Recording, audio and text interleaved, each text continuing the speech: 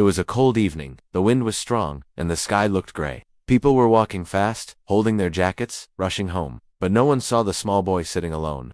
On the side of the road, his name was Ion. He was only 10 years old. His hair was messy, his clothes were dirty, and his eyes looked tired. Tired from pain. Tired from hunger. Tired from being invisible. Ayan sat on the hard footpath, holding his stomach. He had not eaten anything since morning. His lips were dry, his hands were shaking. People passed by, some looked at him, then looked away. Some ignored him completely. A few whispered to each other, "Where are his parents? Why is he sitting here? He should go somewhere else." But no one stopped. No one helped. A broken childhood. Ian was not always like this. He had a family once. He remembered his mother's soft hands and his father's warm hugs. But that felt like a dream now. His father died in a road accident 1 year ago. His mother got sick after that, very sick. Ion's uncle said they had no money to treat her, so one day, they took her to a hospital far away, and never brought her back. Ion was left with his uncle's family. At first they said they would take care of him, but slowly, things changed. He was shouted at. He was given the smallest food. Then, one day, his uncle told him, "You're not our problem anymore. Go." And just like that, he was alone. The rainfall. Ion pulled his knees to his chest as it started to rain. Not heavy, just cold drops falling slowly. He had no umbrella, no jacket, only an old t-shirt and torn pants. His feet were bare. His skin had bruises. He closed his eyes and whispered, "Just one roti. Please God, just something to eat." A shopkeeper nearby saw him, but instead of helping, he shouted, "Go away, boy. Don't sit near my shop. You're bad for business."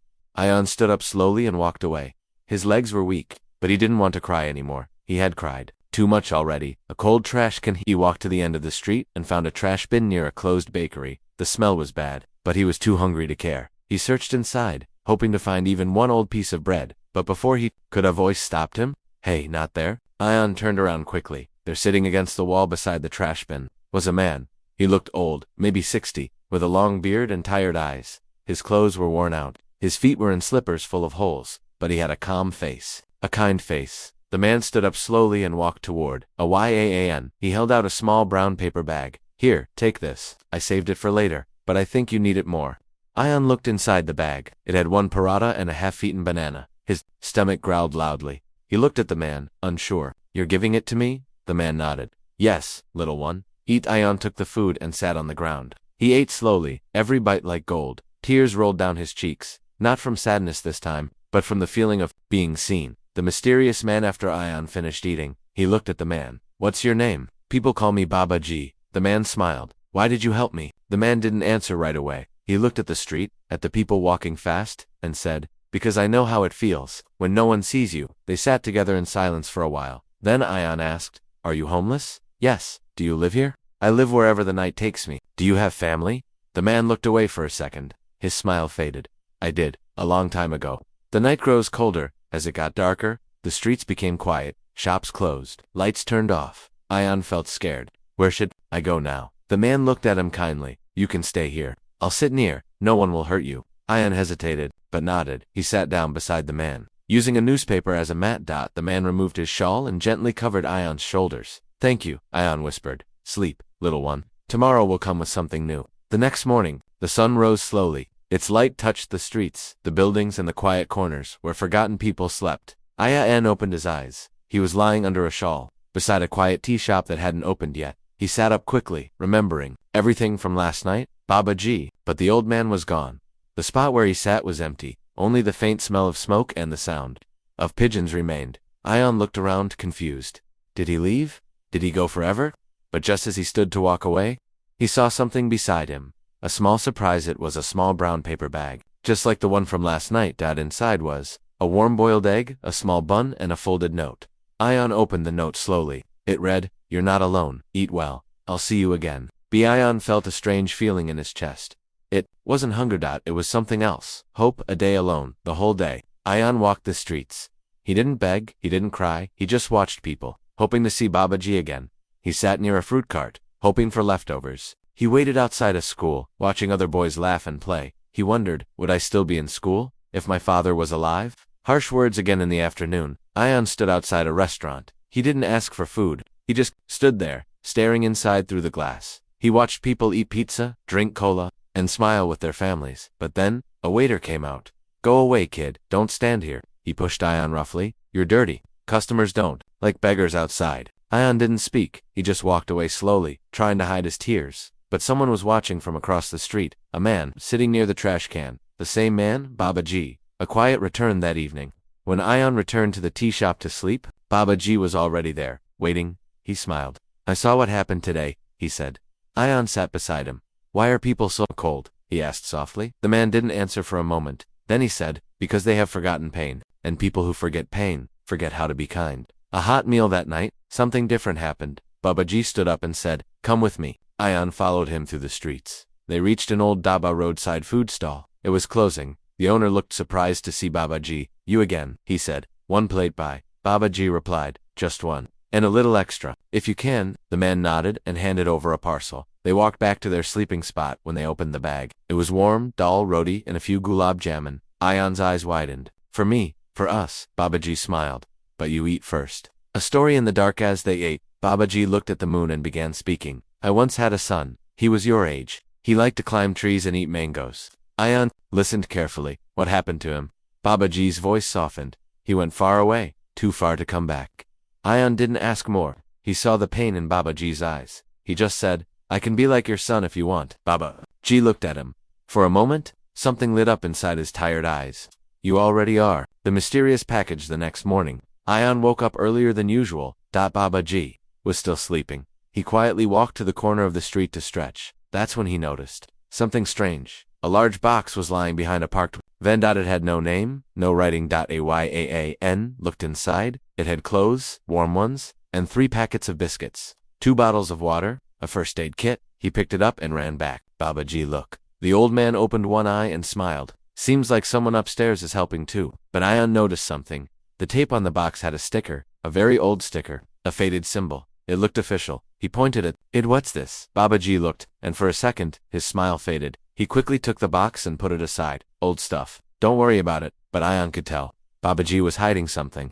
Morning light slowly warmed the streets. The city yawned back to life. Horns, footsteps, busy voices. But something had changed for Yan. He was not just surviving now. He was watching the pattern. The strange help, the way things appeared when he needed them most, and always, nearby, somewhere, was Baba G. A pattern begins. The help came often now. One day, Ion found clean socks and a new blanket folded beside his sleeping spot. Another morning, a small envelope had 10 rupees inside. Some days, Baba G would vanish, and the next day something helpful would show up. A tiffin of warm khichdi, a notebook and pen. Even slippers in the right size. It didn't feel like luck. It felt like someone was planning it, and Ion knew who. Following the old man one evening, Ion pretended to sleep early. He lay still under his blanket while Baba G sat nearby. Eyes closed. But when the old man quietly stood up and walked away, Ion opened his eyes. Now's my chance, he whispered. He followed Baba G from a distance through the alleys, across the park, past an old tea stall. Baba G moved slowly but with purpose, like he knew exactly where he was going. The abandoned building. Ion followed him to the edge of town, to a place where no one really went anymore.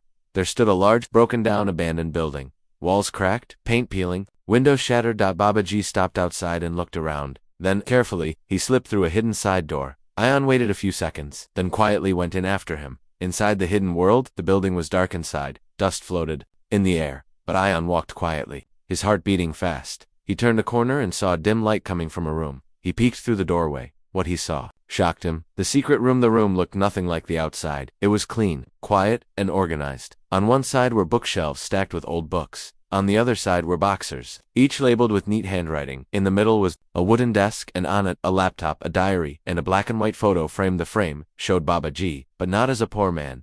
He was in a military uniform.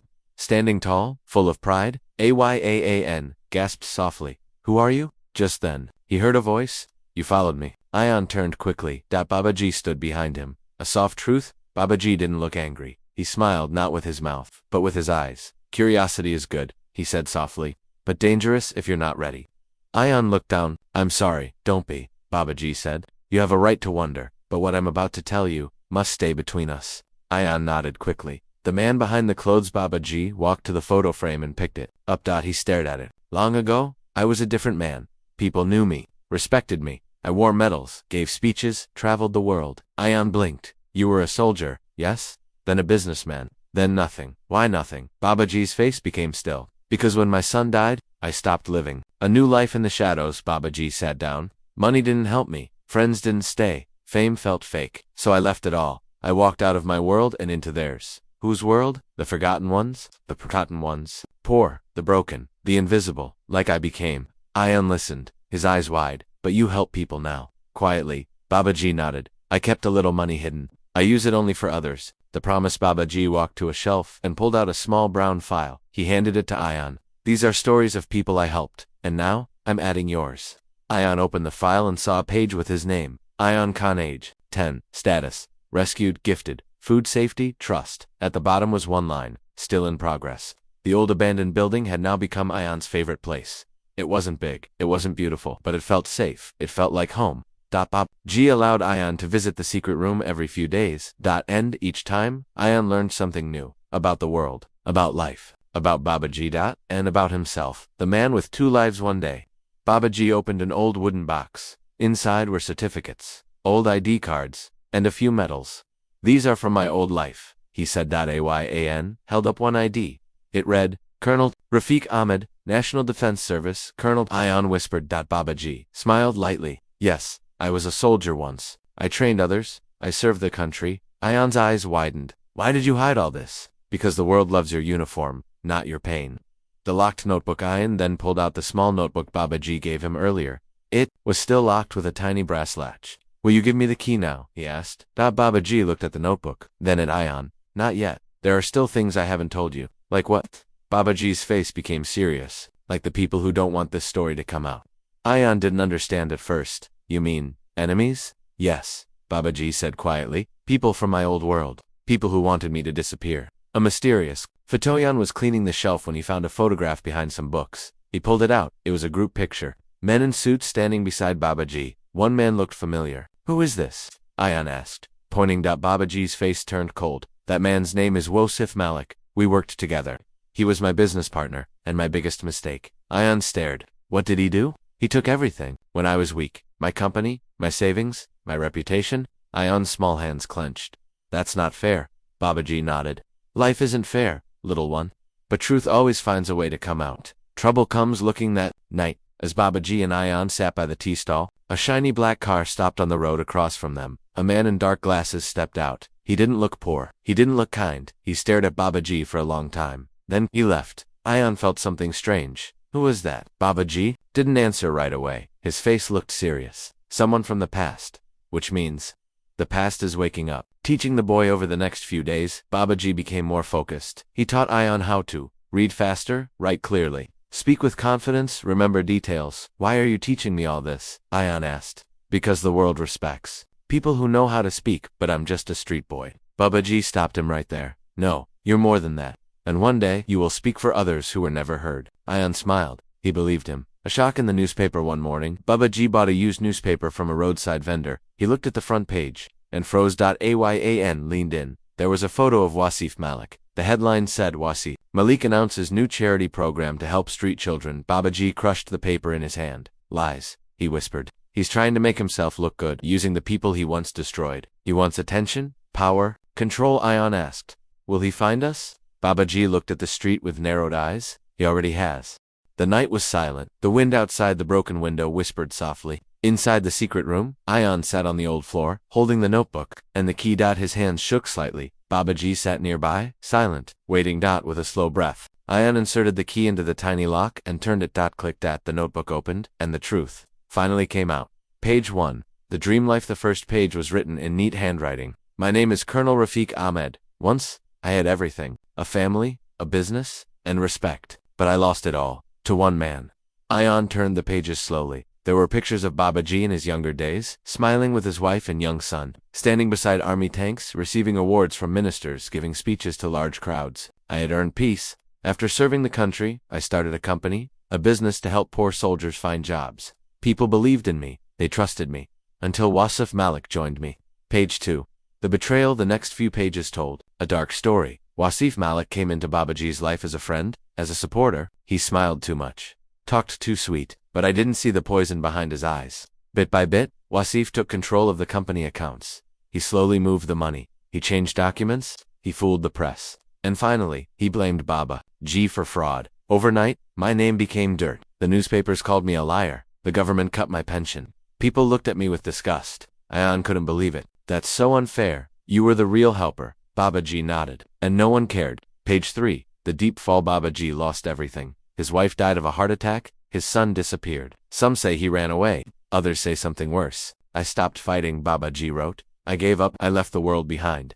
He sold his home, gave away the little money he had left, and vanished. I wanted silence. I wanted to feel like the people no one sees. But I didn't. Want revenge? I wanted something better. Justice. Page 4. The real mission. That's when Ayan saw something unexpected. Inside the notebook were names and addresses. Photos of street children, notes beside each one. Ronnie, age 6, gave her a coat and shoes. Tariq, age 11, arranged school papers. Salma, age 8, saved from street gang. And now Ayan, age 10, in progress. Ayan's eyes filled with tears. You've helped all these kids. Quietly. Babaji smiled. That's the mission I chose, to do for others what no one did for me. Page 5. The secret plan. The last pages showed something even more shocking. Babaji had been quietly collecting evidence against Wasif Malik, photocopies of stolen papers, a video of Wasif meeting illegal traders, witness letters from old employees, even a signed confession from a scared accountant. I've been building this case for 5 years, Babaji said, but no one would believe a man sleeping on the footpath. He looked at Ayan, but they might believe. A brave boy with the right voice. Ayan's turning point. Ayan closed the notebook. He looked up at Babaji, his eyes full of fire. What do I need to do? Babaji placed a hand on his shoulder. Learn, speak, be smart, be careful. We're not just surviving now. We're preparing. Trouble grows. The next morning, more news came. Wasif Malik was now appearing on big TV shows. He had started a charity school for poor kids. Babaji knew it was all fake. He's using children to get fame, Babaji said. He wants to show the world he's a hero.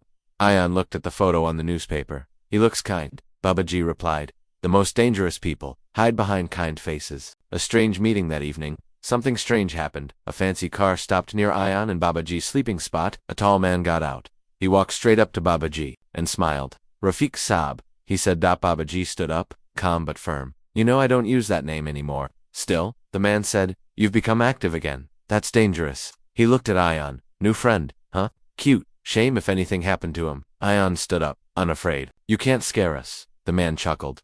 Brave, but foolish. He gave Babaji a card. Think about it. Stay quiet. Stay forgotten.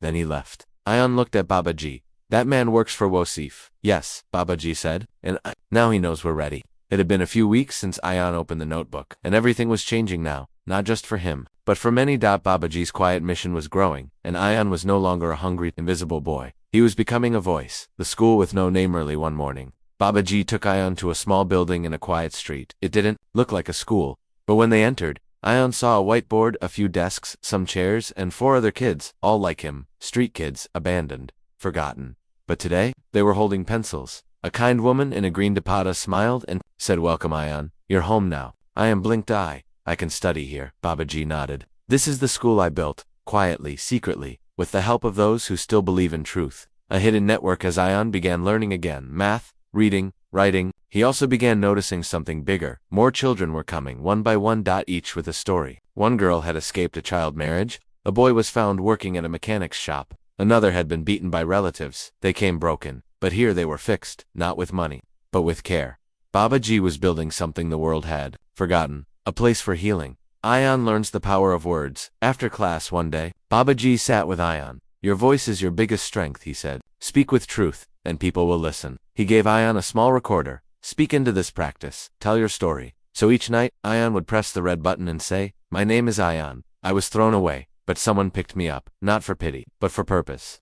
And slowly, his fear became power. A dangerous visitor. One evening, as the children were playing near the back of the building, a man came with a camera. He said he was from the Wasif charity program. He smiled too much, asked too many questions, took too many pictures. Something felt wrong. When Babaji came out, the man quickly said, we're just making a video, for good cause. But Babaji's face turned hard. You're not here to help. You're here to watch. The man left. But now Babaji knew Wasif had found them. The evidence folded that night.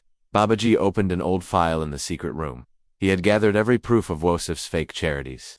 Bank transfers, false receipts, photos of children who were never helped, voices of ex-workers who were threatened. He handed the file to Ayan. This is our sword, Ayan asked. But how do we use it? With truth, Babaji said. But truth needs the right time and the right place.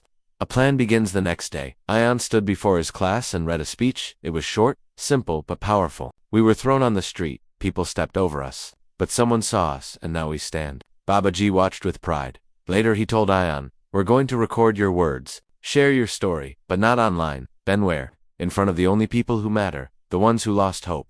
The call from the past that evening. Babaji received a phone call from an unknown number. He picked it up. A slow, heavy voice said, "You've built something again. You just don't learn, do you?" It was Wasif this time. He said, "You won't just lose your name, you'll lose them too." Babaji didn't react. He looked out the window where Ion and the others were laughing. Then he replied, "The more you try to silence the truth, the louder it grows." He hung up. The courtroom was cold and silent. The sound of shoes, papers turning, doors closing. Everything felt heavy. Babaji and Ion sat quietly at the back. The judge had not yet entered, but the air was already full of pressure. Ayan held the file tightly. In his lap it had all the proof, all the truth. Today, they were not hiding anymore. The enemy appears suddenly. The main courtroom door opened. A group of expansive-looking men walked in. In the middle of them was Wasif Malik, smiling, confident. Clean suit, dark sunglasses. He looked around like he owned the place. Then, his eyes met Babaji's. He stopped smiling. Face to face, Babaji stood and slowly walked up to him. The courtroom was silent.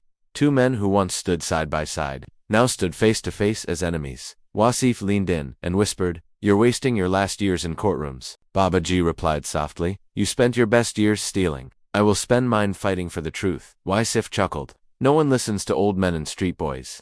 "They do," Babaji said, "when they speak with proof." "The trial begins." The judge entered. Everyone stood. The trial began. Wasif's lawyer spoke first. "My client is a respected businessman. He runs schools, charities, and gives food to the poor." He showed pictures, awards, video clips. People in the courtroom nodded, but Babaji sat calmly. He knew their turn was coming. The evidence now, it was Babaji's chance. Ion stepped forward, nervous, but brave. He opened the folder and said loudly, "These papers show fake bank transfers. These pictures show empty schools. And this voice recording is his own accountant speaking the truth." The courtroom became quiet. Babaji played the audio. "Yes, Wasif Malik used the money. The children never got anything," he threatened. Anyone who spoke, people looked shocked. The judge raised his eyebrows. Ion's speech then, the judge asked, "And who are you, young man?" Ion looked at the judge, then at Babaji, then took a deep breath. "I'm Ion. I was thrown away like garbage. I slept on the streets. No one looked at me, but Babaji did. He held up the notebook. He gave me this. And now, I give you the truth."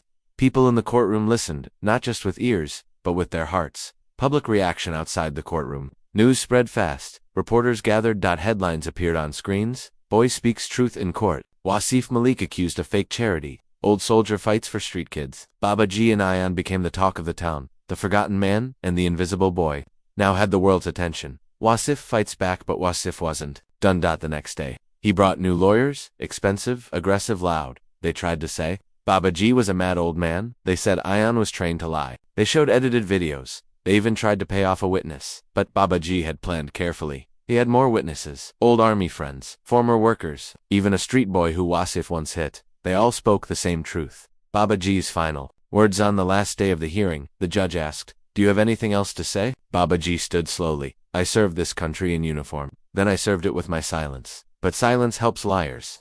So I speak now." He looked straight at Wasif. "You took everything from me, but not my purpose. And not the voices of these children. They are the future. And today, the future is watching you." The courtroom was packed. Every seat was full. Reporters stood in every corner. The nation was watching. Today, the judge would announce the decision, and finally, the truth would come out in front of everyone. Ayan held Babaji's hand tightly. His heart was beating fast. The decision. The judge entered. Silence filled the room. He opened the file slowly, then spoke. "After hearing all sides, after reviewing all evidence, this court finds Mr. Wasif Malik guilty of fraud, public deception, and misuse of charity funds."